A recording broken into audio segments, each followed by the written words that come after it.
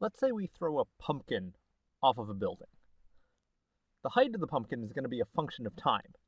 So maybe it's given by this function f of t equals 100 plus 20t minus 5t squared meters, where t is measured in seconds. Just so you know a little bit about where this function came from, it's a quadratic polynomial because we know that objects fall in parabolic arcs, and the 100, that's the height of the building, so that's where the pumpkin starts at time 0. The 20 is referring to an initial velocity with which we throw the pumpkin, and this minus 5t squared, that's the effect of gravity.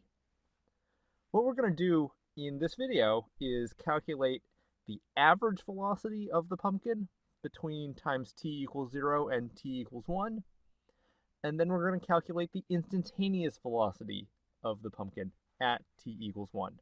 And we're going to do this and just see how those things differ. So let's start with the average velocity. We know that average velocity is the change in height, so f of 1 minus f of 0 divided by the change in time, 1 minus 0. And we can just calculate these things. F of 1 is 115, f of 0 is 100, and that's in meters. And on the bottom we have a time of 1 second. So we've got 15 meters per second for our average velocity. Wonderful. Now, instantaneous velocity is asking for a derivative. So we want f prime of 1, and we'll use our limit definition.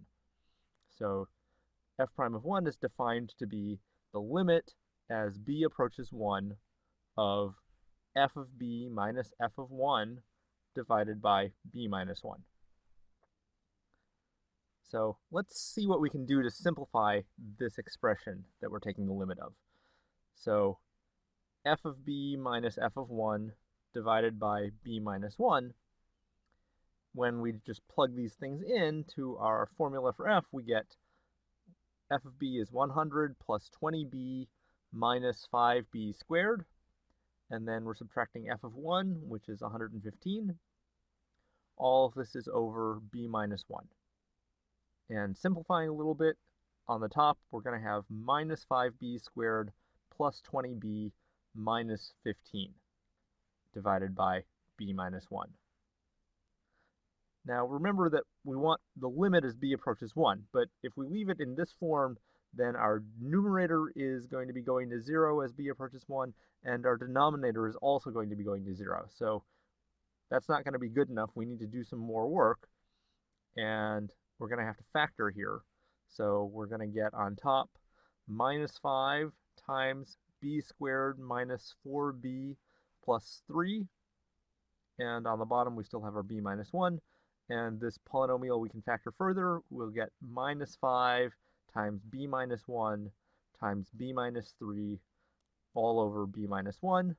We get some cancellation here, and we're finally left with minus 5 times b minus 3. So moving back up here, we say that this limit is the limit as b approaches 1 of minus 5 times b minus 3. Now this is continuous, so we can just plug in b equals 1. And so we're going to get minus 5 times minus 2, which is 10. All right, and 10 what? Well, remember that the output of f is meters.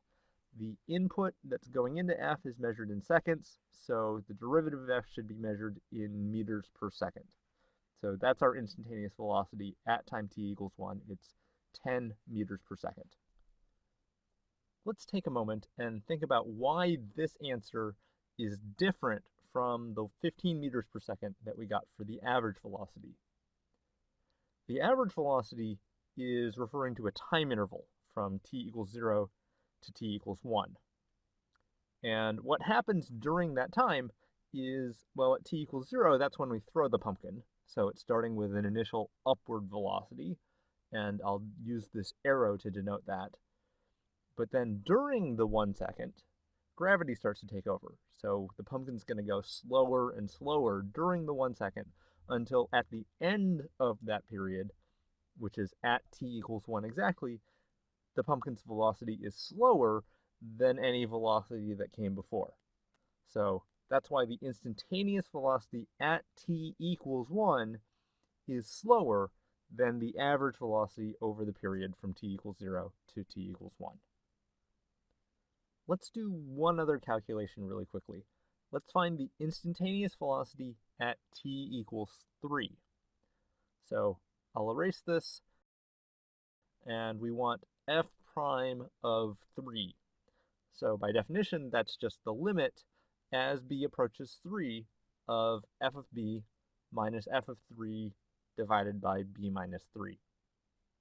So to calculate the limit of this thing, let's try to simplify it first. We want f of b minus f of 3 divided by b minus 3, and that's equal to, well, f of b is just 100 plus 20b minus 5b squared. And then we're subtracting f of 3, which is 115. And then all of this is over b minus 3. And notice that this numerator is exactly the same numerator as we had before in our f prime of 1 calculation. So it's going to factor in exactly the same way. So we're just going to get minus 5 times b minus 1 times b minus 3. And all of this is divided by b minus 3, and we get cancellation. So we end up with minus 5 times b minus 1. So putting that above, we want the limit as b approaches 3 of minus 5 times b minus 1. This is continuous now, so we can just plug in b equals 3, and we're going to get minus 5 times 2, which is minus 10. And that's measured in meters per second. So what's the deal with this minus sign? Why don't you take a moment and think about it?